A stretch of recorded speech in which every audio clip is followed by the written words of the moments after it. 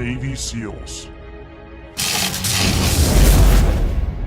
Marsoc Raiders.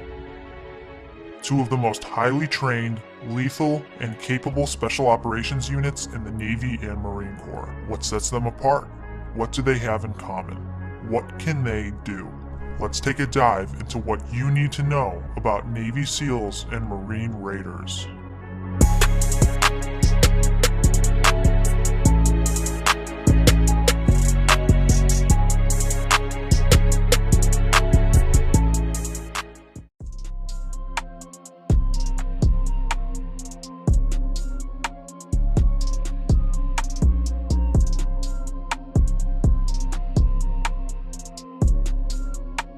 We'll start off the video with a brief introduction on both of these units.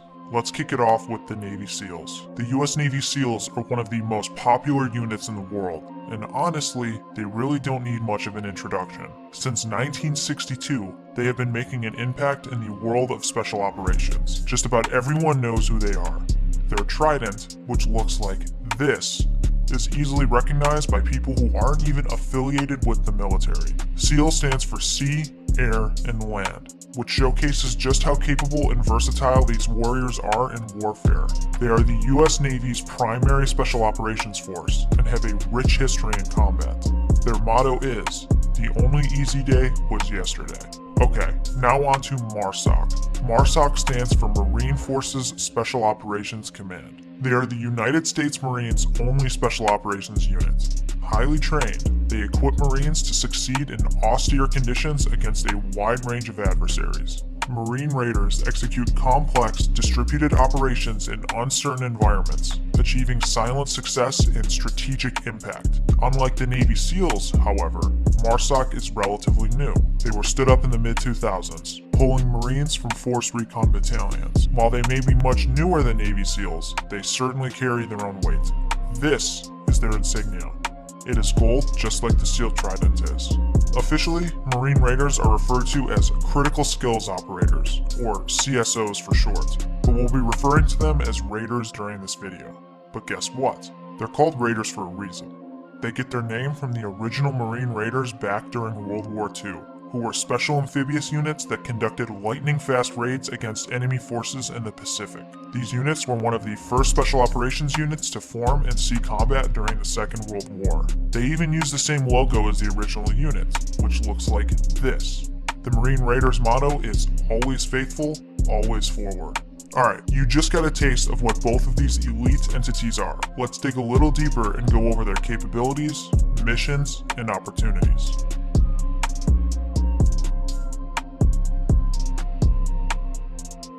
We're going to kick it off with the capabilities, missions, and opportunities for Marine Raiders. Here's the list of Marsoc's core activities.